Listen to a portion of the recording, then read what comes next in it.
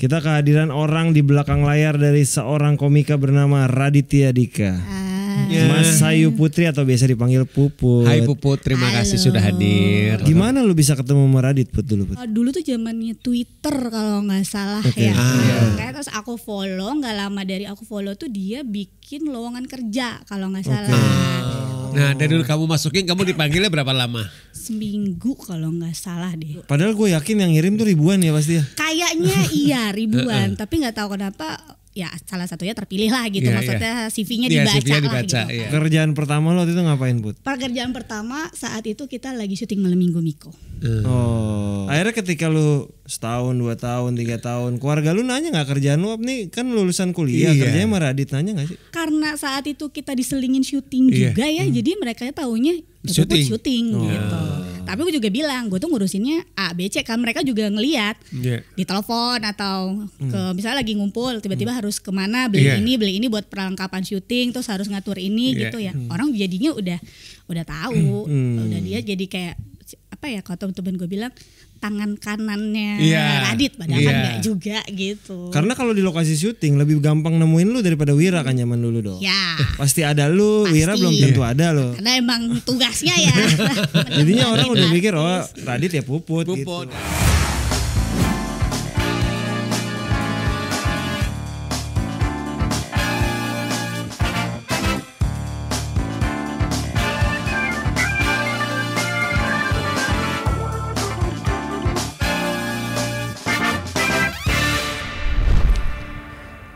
Halo teman-teman, balik lagi di program Di Belakang Layar. Hari ini kita episode ke 127.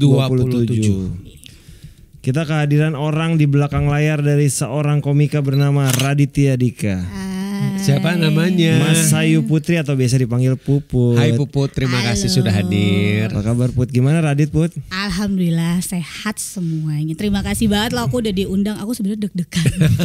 Kita ngobrol santai doang kok. Karena aku gak pernah ngobrol kayak gini di depan layar. Biasa aku ini pertama kali nih. Ini pertama kali. Masa seorang Raditya Dika orang di belakang layarnya gak kita undang. Iya dong, harus dong. Radit nih sekarang lagi balik lagi stand up lagi, tur sekian kota ya. Berapa kota Put? Kalau untuk tahun ini baru 12 kota. Enggak cuman baru sih, 12 kota tuh enggak baru sih. 12 kota sama 1 Jabodetabek. Jadi 16 kota total di 2023 yang sekarang ya. 16 kota dan semua tiketnya sold out loh. Sudah berjalan berapa kota ini? Kalau ini masih Jabodetabek kita baru jalan 7 kota, 7 tanggal. 7 tanggal. Ya, 14 show. Satu hari 2 show ya? Sehari 2 show. Kurang cari duit apa itu? Makanya tuh. Bukan sih, lebih ke dia tidak mau show yang gede-gede pasti. Dia lebih suka yang kecil dan intim. Oh, intimate gitu ya. Gimana kapasitas rata-rata kurang lebih 400 tapi 2 show ya. Tapi memang almost sudah sold out, bener kan? Iya, tapi Sumatera belum. Sumatera agak berat. Jadi memang yang Jabodetabek dan kan Jawa segmennya Radit udah di Jakarta mah udah ada dapet lah pasti. Alhamdulillah. Rencananya sampai bulan apa selesai? Kita targetnya itu 100 show Mas Ulung. Jadi bukan kota sekarang. Jadi 100 gigs. Iya, challenge aku tahun 2023 ini cerita sebelumku itu 100 show bikinnya. Jadi enggak berapa, kalau orang kan biasanya teman-teman yang lain turnya berapa kota, kalau kita enggak. 100 show itu 100 show dalam tahun ini? Enggak, pokoknya targetnya 100 show, lo mau kelar di tahun depan boleh, tapi gua harus dapat 100 show. Tadinya 300 show. Oh gitu. 300 show tapi berkurang kayak 100 show dulu aja. Ini 100 show tapi tiap kota harus 2 show enggak? Enggak juga. Kalau yang hanya bisa 1 show enggak apa-apa? Enggak juga, tapi sebenarnya lebih enak tuh 2 show sih Mas. Biar sekalian ya. Ngatur penontonnya tuh lebih enak. 2 show dalam 1 hari? Dalam 1 hari. Oke. 3 show dong cobain. Ernest sudah pernah loh 3 show sehari. 2 show aja kita udah pusing ya. Jadi sore ke malam dong ya? Sore terus malam ya? Iya, siang ke sore, malam abis itu. Sama kayak show-nya Ari. Iya.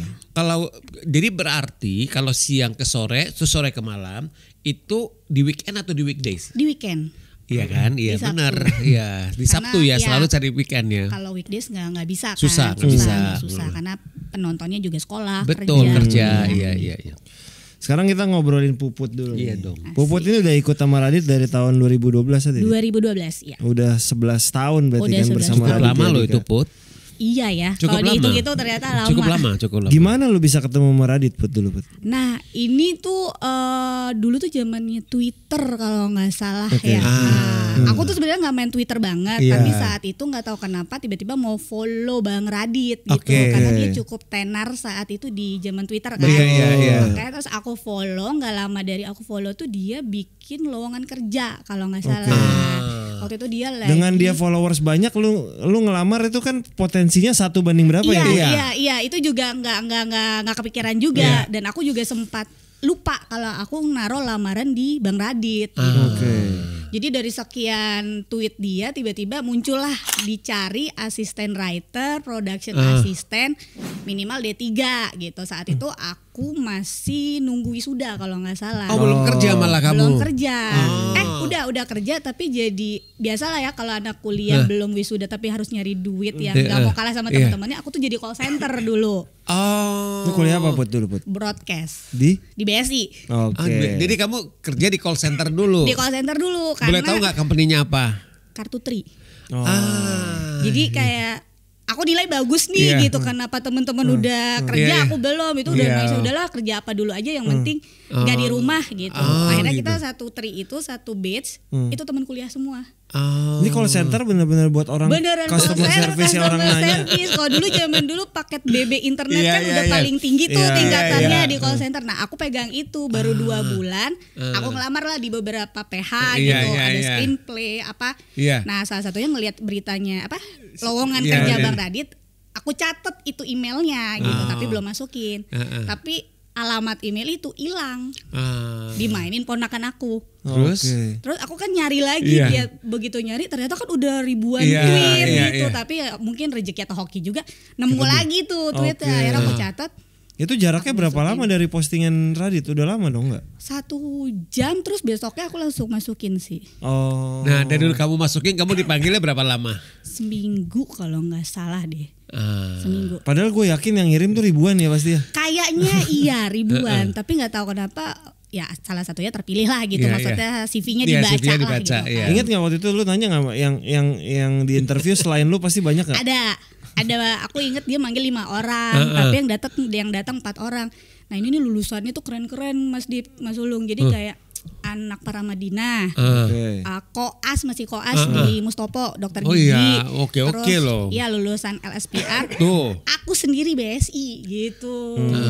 Akhirnya kita interview, tapi sama Paramadina aku nggak temenan, Iya. tapi sama yang anak LSPR sama koas ini sampai sekarang kita temenan. Oh, oke, apa yang terjadi? Jadi urutannya lu di interview Urutan nih. nih ya, Di interview anak Paramadina dulu.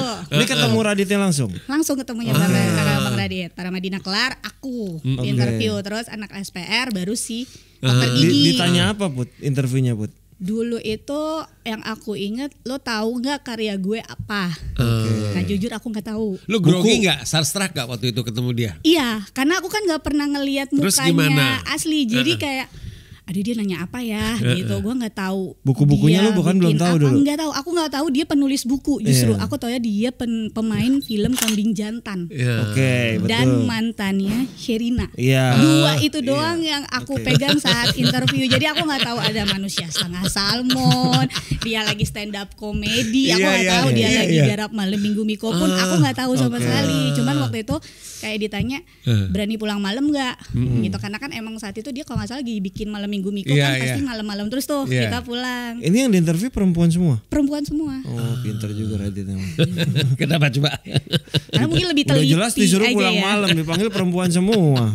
Bener-bener. Iya nggak tahu. Jadi yang diambil CV-nya sama Kowi saat itu manajer kita semuanya perempuan gitu. Akhirnya sebenarnya bukan aku yang kepilih. Jadi waktu itu kondisinya manajer Radit yang dulu Wira masih ada. Udah ada masih ya. ada, udah ada. Jadi karena aku dulu kan emang anak rantauan juga, rumahku di Palembang, di sini tinggal sama keluarga.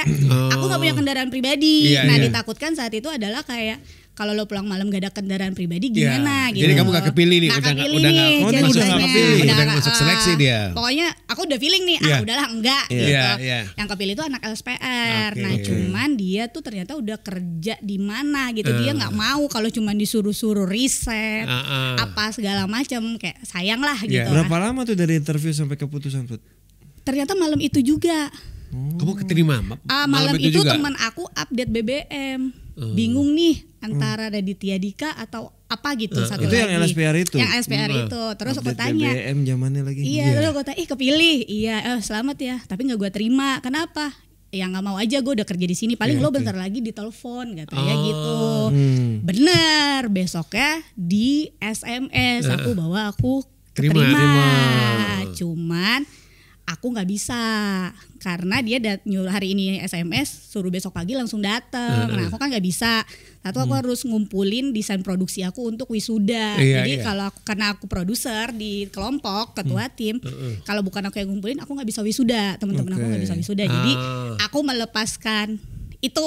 Udah orang kedua yang menolak Raditya Dika nih. Itu aku pikir mereka sudah dapat lagi dengan pilihan ketiga keempat gitu. Tapi ternyata sebulan kemudian aku dikontak lagi sama manajernya saat itu, disuruh datang karena aku kayak ini beneran gak nih ya kerja, jadi kayak udah deh besok aja nggak apa-apa kerja besok. Dia bilang besok Sabtu Minggu Mas Ayu, dulu dipanggil Mas Ayu, besok Sabtu Minggu Mas Ayu, mulainya Senin aja ya. Oh besok Sabtu Minggu, ya udah Senin ya gitu. Nah, ini Senin mulai kerja. Si call center itu emang udah lu lepas akhirnya? Nah, aku tuh udah kayak ya udahlah, mungkin kerja gue di sini dulu nih sampai wisuda, sampai kan dulu ada kontrak ya 3 bulan. Kalau aku ngelewatin itu aku kena penalti 1 bulan gaji kan lumayan ya. Jadi kayak ya udahlah, selesain dulu aja sampai 3 bulan. Tiba-tiba dihubungin lagi, itu nanya sana sini lah gitu, nanya kakak, nanya siapapun lah gitu. Sampai dulu aku izin ke supervisor kalau nggak salah ya, sampai dicengin sih, emang mau kemana sih? Iya, aku keterima jadi production asistennya Raditya Dika gitu. Terus Allah kerjanya juga cuman ngaduk-ngaduk kopi gitu kan, bikin-bikin kopi, ngapain sih, mending di sini gitu. Terus dalam hati aku, ya biarin aja gue ngaduk-ngaduk kopi daripada gue dimarah-marahin customer yang gue nggak tahu orangnya gitu. Bukan kesalahan gue tapi kesalahan sistem. Mendingan gue kayak udahlah, siapa tahu dengan gue kerja di Radit terbuka lah kehidupan yang baru gitu. Ya akhirnya keputusan itu berat juga teman.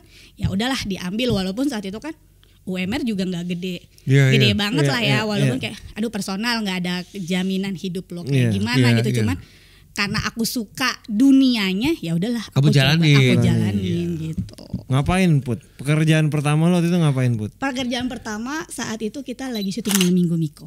Oh, itu dulu buat YouTube dulu ya? Enggak, aku datang langsung udah buat Kompas TV. Jadi aku jalan tuh udah 4 episode buat Kompas TV. Kamu disuruh ngapain aja? Awalnya cuman datang ngeliatin dia persiapan, terus besoknya langsung syuting. Nah di syuting itu aku kalau nggak salah megang klep. Karena kan memang tim intinya kecil kan? Banget. Kita tuh 6 orang waktu itu buat syuting Kompas gitu. Jadi awalnya klep, seminggu break karena dia off air juga. Batch seterusnya tuh aku megang 3 job desk waktu itu. Wardrobe, nyariin talent juga, casting sama make up tipis-tipis lah buat si Mas Anca. Kamu bisa make up juga? Enggak, make upnya gimana? Jadi kan kalau cowok cuman tempel-tempel bedak doang kan. Jadinya jadi terbiasa untuk itu. Emang udah palu gada aja lah kita gitu. Nyari lokasi juga kadang kita gitu. Iya. Lumayan juga pergerakan lo. Lumayan. Sampai akhirnya abis itu apa? Suca lah masuk ya. Enggak, jadi aku ini dulu pertama jadi kenapa jadi orang kenal aku personal assistant itu gara-gara dia mau syuting film. 2013 itu adalah syuting. Ada 3 film saat itu kita syuting sama Kompas dan Star Vision. Iya, jadi kayak Cinta Dalam Kardus kan. Miko kelar nih. Iya, Cinta Dalam Kardus film pertama sama Kompas. Malam Minggu Miko bungkus nih. Aku nanya kerjaan aku apa lagi habis Cinta ini. Brontosaurus. Terus dia bilang temenin gue deh jadi personal asisten ya buat syuting gitu. Ya udah jadinya keterusan, orang jadi kenalnya aku personal asisten, bukan production asistennya gitu. Bukan yang ngurusin syutingnya dia gitu. Akhirnya ngurusin Raditya Dika sepenuhnya. Jadinya iya. Akhirnya ketika lu setahun, 2 tahun, 3 tahun, keluarga lu nanya nggak kerjaan lu nih kan lulusan kuliah, kerjanya sama Radit, nanya nggak sih? Kalau karena saat itu kita diselingin syuting juga ya, jadi mereka taunya syuting gitu. Tapi gue juga bilang, gue tuh ngurusinnya A, B, C kan mereka juga ngelihat di telepon atau ke misalnya lagi ngumpul tiba-tiba harus kemana beli ini buat perlengkapan syuting terus harus ngatur ini gitu ya. Orang jadinya udah tahu, udah dia jadi kayak apa ya kalau temen-temen gue bilang tangan kanannya Radit padahal kan enggak juga gitu. Karena kalau di lokasi syuting lebih gampang nemuin lu daripada Wira kan zaman dulu dong. Iya. Pasti ada lu, Wira belum tentu ada loh. Iya, karena emang tugasnya ya. Jadinya orang udah mikir Radit ya Puput gitu. Kayak gitu, udah identik gitu ya. Termasuk off air waktu itu. Off air kadang-kadang ikut, kadang-kadang enggak. Nah, aku justru kalau dia off air, kesempatan aku libur. Karena lebih enak aku enggak ikut gitu. Jadi emang beneran istirahat full gitu, enggak diganggu. Jadi off airnya sama Wira. Sama Wira gitu. Sampai akhirnya berganti kepemimpinan. Wira enggak ada. Dan akhirnya lu menghandle sepenuhnya. Apa yang terjadi? Lu kaget enggak? Teman kan lu pasti udah belajar lah. Apa yang dilakukan oleh Wira nggak ada, lu menghandle. Kaget sih, bener. Jadi ketika Pak Wira nggak ada nih, kita itu 2019 akhir mau ke COVID ya itu untungnya dan lagi jalan show kita pertama kali, Mas Dip. Cerita Cintaku. Iya benar. Dan dia pertama kali Abang memutuskan untuk tur keluar kota. Wah, gimana nih gitu kan, kontrak yang iklan gede-gede gua nggak paham gitu kan. Tapi kalau untungnya kalau show stand up Puput paham karena emang beberapa kali ngerjain show stand upnya dia. Jadi emang udah kebetulan udah ngerti lah gitu. Jadi kayak gitu kan harus menanggung kerjaan orang, tapi akhirnya kita memutuskan saat itu nyari sekretaris langsung gitu. Karena untuk menghandle para brand gitu. Gue bilang ya kita harus nyari, kita gue nggak bisa nih buat yang ini karena emang bukan ranah gue untuk ngurusin SOW lah apalah segala macem. Kalau urusan show itu nggak apa-apa karena gue memang di bidang itu gitu juga, ya dan di teman-temannya banyak ya udah akhirnya selama 2019 2020 sampai 2022 awal aku menghandle semuanya ya. Dengan nggak tahu statusnya apa nih sebenarnya jabatannya Kamu apa. jalanin. Aku jalanin aja karena ya udahlah karena ini kan buat kepentingan bersama kita juga toh kita kerja sama-sama saat itu ketika mau pas COVID aja kita bertanya-tanya semua orang kan banyak di PHK gitu tapi kayak Bang kita gimana nasibnya gitu baru bener bungkus cerita cintaku 2019 tuh kayak ya COVID ini ada 2 anak yang baru direkrut gitu kan ini gimana kita keterusnya alhamdulillah tapi pas COVID malah kita tuh digital YouTube kalian kan kenceng banget kan kenceng banget sampai 2021 akhir tuh kita jalan terus akhirnya gitu. Memang beberapa orang yang udah kuat di digital COVID tuh bukan apa ya bukan kurang kerjaan banyak malah jadi banyak nolak kerjaan karena memang ya isinya di situ. Iya jadi kita yang tadinya off air jadi seminar webinar kita bikin jadinya emang jadi banyak belajar aja sih ketika pergantian. Sekarang Puput lebih banyak ngurusin apa di Radit? Aku sekarang lebih ke event dan produk. Event dan produk. Tapi aku mau klarifikasi ya, aku tuh bukan manajer Bang Radit. Jadi Bang Radit ini udah gak punya manajemen, udah gak punya manajer. Jadi kita adalah sebuah perusahaan kecil yang bergerak di bidang kreatif. Perusahaannya ada 3 manajer. Jadi kamu salah satu dari manajer itu? Aku salah satu manajer di perusahaannya. Jadi kamu yang bertanggung jawab untuk event, itu event off air, on air gitu ya? Iya, event yang dibikin kantorku aja. Jadi emang kalau rencana produksi atau apa semuanya aku yang bikin dan itu tapi kalau misalkan ada undangan dari luar itu enggak. Kalau produk itu maksudnya produk-produk yang masuk gitu ya? Kalau produk itu produk yang kita hasilkan, yang kita jual. Produk kayak digital download, merchandise gitu. Kita baru jalan buat merchandise ya karena kan kita lagi show kita coba untuk ke situ. Gitu. Salah satunya kan turnya semua dibikin digital download kan? Iya, salah satunya turnya dibikin digital download. Kan ada kelas menulis juga kita gitu. Iya. Jadi company kecil ini CEO-nya si Radit. Iya Bang Radit. Ya memang komika-komika ini membuat perusahaan untuk menjaga long term. Iya betul. Salah satunya ya bikin konten itu kan memang buat long term lah. Iya betul. Lo kan udah ikut Radit dari zaman single, pacaran sampai akhirnya nikah ya. Iya. Sampai punya anak. Sampai punya anak 2 ya bahkan ya. Kan kontennya Radit kalau zaman dulu itu cinta-cintaan dari mulai di Twitter ke off air. Sekarang lu melihat Radit gimana dengan 2 anak 2, apakah kontennya masih sama? Lu ikut dalam metamorfosisnya seperti apa? Sebenarnya kalau yang kita lihat kontennya tuh tetap berjalan, cuman perspektif sekarang tuh jadi kayak dia sebagai bapak 2 anak aja sih gitu. Udah berubah ya, berarti agak bergeser. Gitu. Followers dan pencintanya dia juga udah bergeser gitu. Gue kan suka riset gitu kan kalau mau bikin event selalu ini target gue tuh harusnya siapa ya kalau Bang Radit saat ini, karena kalau stand up dia sudah punya penontonnya sendiri gitu. Nah gue lihat anak Gen Z zaman sekarang, anak saya SMA tuh nggak tahu dia siapa gitu, kecuali yang kayak kakak-kakaknya dulu nonton Bang Radit, masih punya bukunya Bang Radit terus dipinjemin ke adik-adiknya gitu. Jadi memang itu juga kayak kita masih mencari juga sebenarnya penonton-penonton baru, karena kan penontonnya Abang ini bertumbuh gitu dari single ke nikah, ada yang sampai kalau nggak salah pembacanya tuh sampai yang udah punya anak masih setia sama dia gitu. Emang kayak lebih beda aja sih kita tuh kalau mau bikin konten, tapi kan Abang sekarang brandingannya udah bapak-bapak nih, bukan anak muda lagi gitu. Jadi kita kayak menyatukan itunya juga sama teman-teman di kantor, gimana ya bikin konten yang emang fun tapi bapak-bapaknya tuh nggak kelihatan banget gitu. Raditya Dika bukanlah orang yang berkepala 2 lagi nih umurnya, bentar lagi kepala 4 nih gitu loh. Kepala 4 kita juga kayak aduh udah tua nih gitu.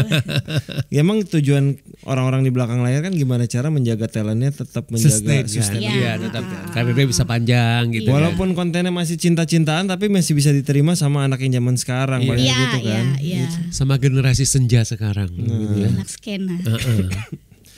Tapi dengan lu sama perusahaan Radit, istrinya Radit kan suka ada di konten juga. Dia juga masuk di manajemen gak sih? Oh enggak. Justru Bang Radit sama istrinya tuh terpisah manajemennya. Oh gitu, istrinya sendiri? Istrinya sendiri, masing-masing punya PT masing-masing gitu. Jadi kalau kita memang di konten apalagi yang ada brandnya mau brandnya, gue mau istrinya dong.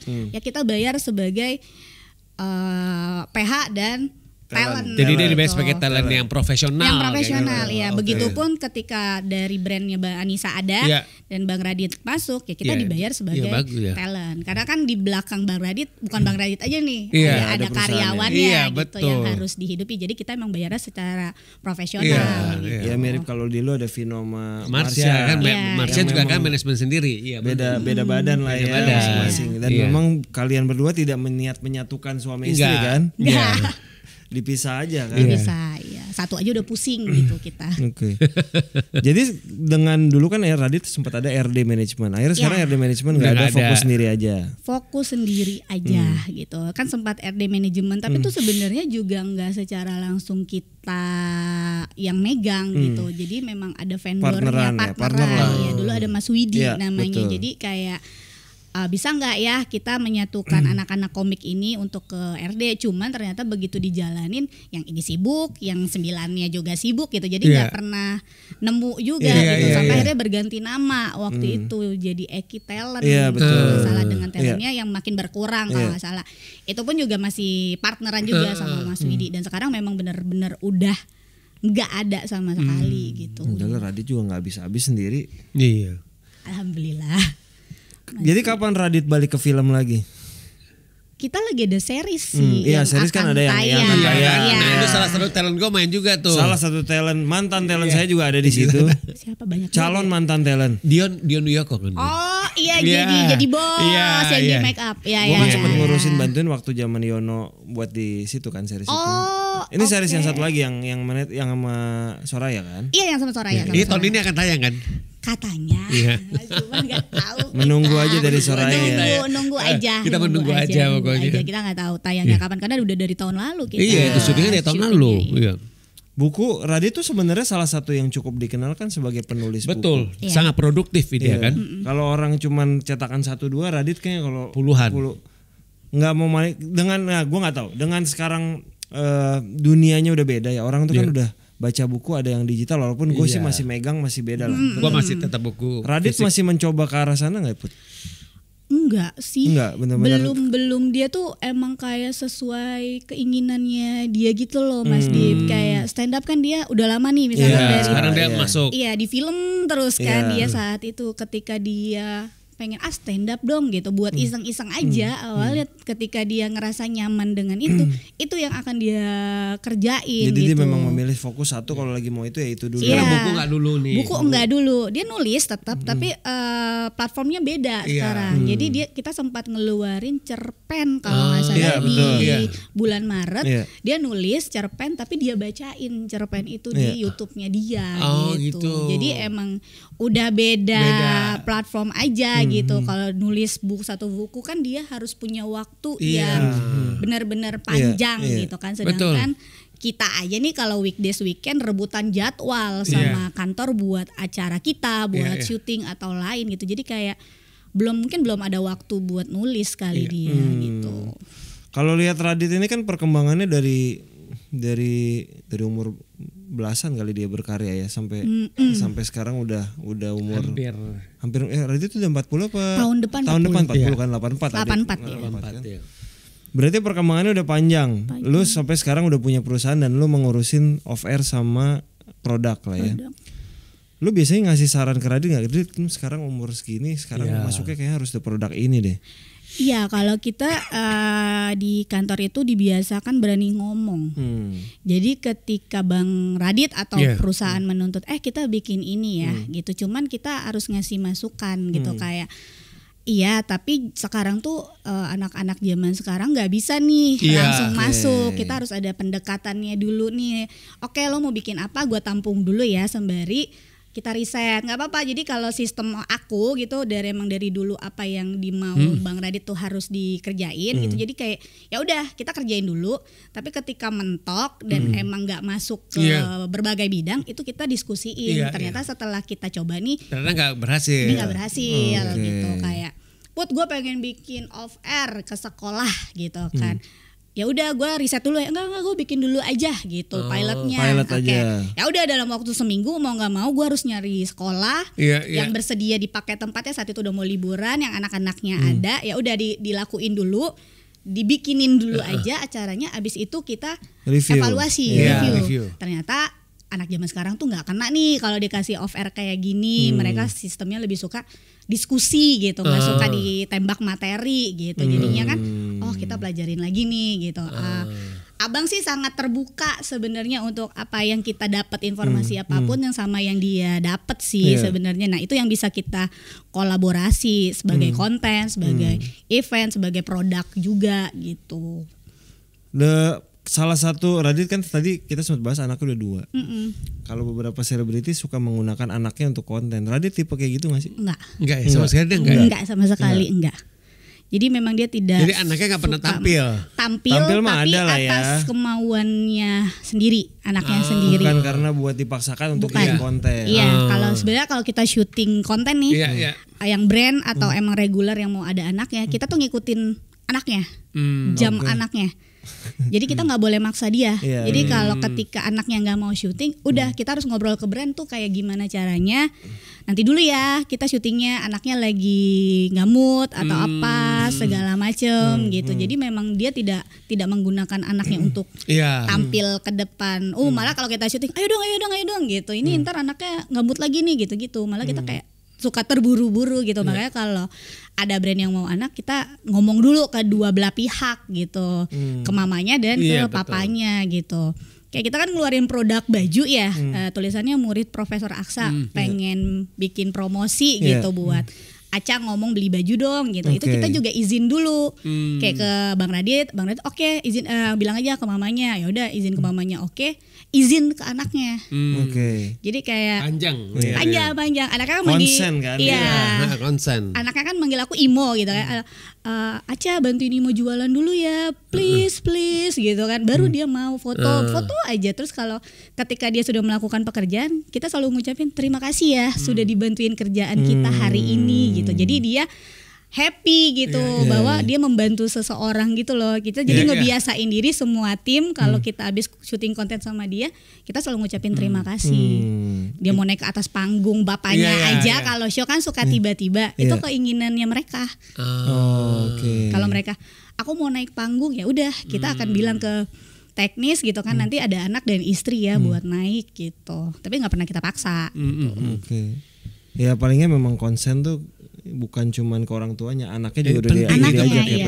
Itu respect sih. Respect. Iya, jadi kayak tolongin dong nanti aku kasih sesuatu deh gitu untuk sebagai imbalan ya saat itu biar anaknya juga ngerasa gue kerja bukan dipaksa nih, tapi kan emang gue membantu seseorang dan gue bisa mendapatkan reward apa gitu. Lu kalau sama Radit ya diskusi, gue sekarang dekat sejak pandemi kerjaan tuh kita kalau bikin plan nggak terlalu panjang, mid lah, nggak long term ya. Kalau sama Radit tuh gimana? Apa? Gue punya rencana, Dit, kita kalau kita bikin 10 tahun ke depan pengen gini, 5 tahun ke depan, biasanya gimana kalau sama Radit? Nah, ini juga nih. Bang Radit itu orang yang tidak punya rencana. Oh gitu. Gak punya banget rencana, jadi tipenya yang sering dadakan. Off air ini dadakan nggak off air ini? Sangat. Agak impulsif ya, dengan katanya agak impulsif ya. Ya jadi sebelum cerita cintaku 2022 bungkus, itu aku udah nanya, Bang lo mau stand up lagi kapan? Karena gua harus ngebuk tempat itu kan kita rebutan banget ya, apalagi Usmar Ismail. Kalau dia pengen Usmar Ismail, aku nggak bisa nih hamin seminggu, hamin 2 minggu gua harus ngebuk tempat. Udahlah 2025 aja gua stand up gitu. Oke, aman dong kan pikiran aku. Masih 2 tahun lagi. Masih 2 tahun lagi. Tapi kan kita ada meeting weekly kayak tiba-tiba nanya lagi nih untuk meyakinkan diri gitu, jangan sampai dadakan terus kan gitu. Bang lo mau stand up kapan? Ini bulan apa katanya? Ini bulan Maret. Oke, kasih waktu gue 6 bulan ya Put buat nulis. Udah dong, di plan aku September nih kita baru aman. Meeting lagi lah Mei setelah dia pulang dari Australia liburan keluarga, tiba-tiba udah stand up ya katanya gitu, kasih gue waktu 3 bulan deh gitu buat nulis. Masih oke dong. Oke 3 bulan berarti kan masih September nih, masih pas nih hitungannya. Udah seminggu kemudian dia nelfon lagi, Put materi gue udah jadi ya 1 jam full. Terus gue minta dong anak-anak Rais buat komedi body gue. Oke, berapa pertemuan Bang? 7 lah, minimal 7 pertemuan. Kepikirannya udah 7 berarti kan masih sesuai plan September. Telepon lagi di pertemuan pertama. Udah aman nih Put, di pertemuan pertama Rais bilang udah oke, gini. Pertemuan kedua gue cukup 3 kali sama mereka. Oke, udah selesai. Oke Bang, 3 kali ya, aturin gue 3 kali lagi sama anak-anak kantor buat ngetes materi. Udah aku aturin 3 kali. Nggak jadi. Hari pertama Put materi udah jadi, cariin gue tempat untuk open mic. Itu bulan? Itu bulan Juni. Mei akhir.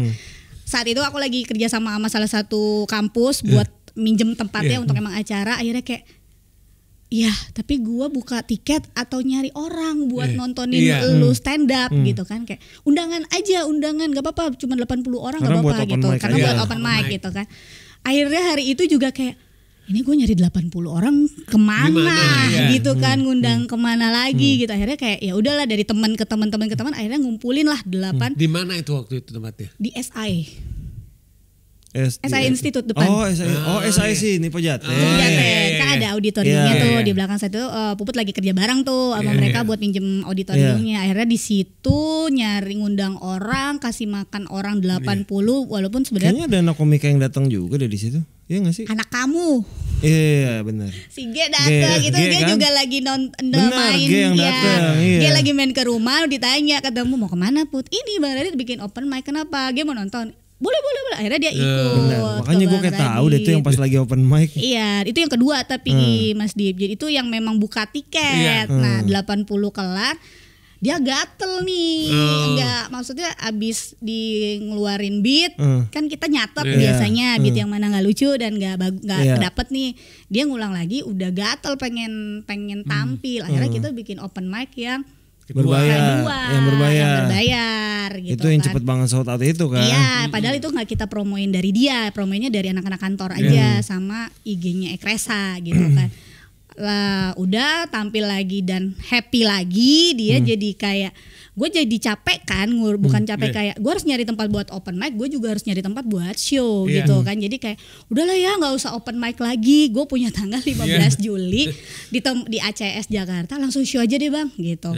Karena gue udah nyari tempat ini, gue harus juga nyari 2 tempat, jadi kayak udahlah ya, lu udah sanggup belum nih kalau gue kasih show di 15 Juli, gue bilang. Itu baru satu kota dulu, 1 titik dulu. 3 langsung. Jadi aku bulan Juli itu udah dapet 3 tempat. Tapi memang kebetulan sebenarnya aku udah nanya-nanya tempat itu tuh jauh sebelum dia minta. Emang udah siap-siap tanggal, juga. Iya, jadi emang udah siap-siap aja. Jadi kayak udah ya sebulan dulu dia bilang. Gua yaudah bulan Juli dulu. Oke, bulan Juli 3 titik ya, dia bilang.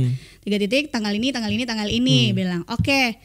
Di Agustus tiba-tiba Agustus lagi dong gitu. Tapi kan Agustus kita ada stand up fest saat itu, jadi gue bilang gue nggak mau ngasih lo di awal minggu ya, karena ada stand up fest, semua orang lagi pesta untuk stand up, jadi kita nggak bikin acara gitu. Tapi udah terjual tiket, akhirnya bikin 2 sampai September. Tadinya dia mau Jakarta aja, udah Jakarta gitu, masih aman dong kalau Jakarta. Tiba-tiba luar kota yuk. Ya udah mau gimana gitu. Jadi kan. sampai sekarang udah berapa titik yang sudah berjalan? Titik 7. 7. Nanti Sabtu nanti kita ke 8. 7 berarti 14 show 14 ya. show. Karena 1 titik 2 show kan. 1 titik 2 show. Tanggal 8 ini di mana? Tanggal 9 di Depok UI Makara. Oke. Art Center situ tuh. Jadi 400 penonton, 800 lah kita dapat 2 kali show. 16 akan di Titan Bintaro. 16 di Titan Bintaro. 23 di mana? 23 kita kembali ke auditorium pertama kali kita stand up di ITRIL, kampus ITRIL Pulau Mas Jakarta. Oh, tahu gue. Jadi tiap minggu jalan terus ini ya? Tiap minggu jalan. Sampai Desember. Ini setiap minggu berarti jadwal Radit udah nggak ada? Udah nggak ada. Sabtu doang apa Sabtu Minggu? Jadi biasa kita Jumat Sabtu kita kosongin. Karena Jumat dia persiapan untuk suaranya dia, Sabtu dia show, kalau Minggu dia mau punya acara atau apa silakan. Karena sebenarnya Bang Radit tipe yang suka kerja juga, kalau dia belum nyerah sendiri, Minggu diisi. Paling kita aja nih karyawannya yang libur. Ganti-gantian nih gitu. Kan asistennya libur, masuk nih siapa gitu yang buat gantiin gitu. Jadi setahun ke depan palingnya fokusnya Radit di show dan nayangin series lah yang masih tertunda itu yang semoga belum. Ya. Karena kan kalau series keputusan dari PH-nya, karena kan kita juga sebagai talent dan sutradara doang gitu. Jadi fokus utama sampai tahun depan 100 show. 100 show ini ngabisin setiap weekend untuk cerita sebelku. Sampai di semua rencananya semua kota kalau bisa. Kalau bisa iya di semua kota. Oke, luar biasa. Luar biasa sih. Pengennya ada luar negerinya juga sih Mas Dip. Bukan cuma Panji yang bisa keliling dunia ya, jadi Radit juga bisa. Menurut gue sih Radit sih kalau bikin keliling dunia harusnya bisa sih. Bisa sih. Pengennya keluar negeri juga sih. Pengen tahu ngerasain bikin event di luar tuh gimana. Nah, benar. Ya udah buat kita mah semoga lancar-lancar. Terima kasih Put udah hadir. Thank you udah hadir di sini. Semoga lancar-lancar buat teman-teman yang nyari tiketnya. Kan kotanya masih banyak masih mungkin banyak. Untuk nonton. Ceknya di IG-nya Radit apa di mana? Ada di IG-nya Ekresa Official juga sama di IG-nya Bang Radit ada. Oke. Kalau nggak di www.ceritasebelku.com. www.ceritasebelku.com. Ini juga nanti akan ada digital downloadnya juga. Apa udah ada? Belum kan yang ini? Belum. Yang udah ada kan yang cerita cintaku yang udah ada cerita kan? Cintaku 2019, 2022 sama beberapa kelas menulis kita juga ada di sana. Kalau yang ini belum, karena kan kita masih keliling. Oke. Jadi kalau buat yang nggak sempet nggak kebangetan sih udah 100 show nggak punya waktu juga ya udah beli digital downloadnya. Tapi semoga sejujurnya gue juga belum nonton tapi gue pengen nanti harus nyari titik. Boleh aku undang nanti di paling Titan udah gak bisa lah ya. Berarti yang di terakhir di 23 September. Nonton ya. Mau malam mau siang kasih tahu aku. Thank you, semoga lancar-lancar. Amin, makasih juga udah diundang ke sini. Salam buat Radit, salam buat Anissa. Semoga lancar 100 show-nya dan menuju 300 show siapa tahu kan. Amin. Lu yang stres kan paling kalau 300 show atau 1000 show ya Mas ya. Amin. Bisa. 100 show dulu aja. Lancar-lancar, semoga kita bisa berkolaborasi. Sehat-sehat. Terima kasih buat teman-teman yang udah nonton episode ke 127. Terima kasih buat seluruh kru yang bertugas. Kita ketemu lagi di episode ke 128. Terima kasih Puput.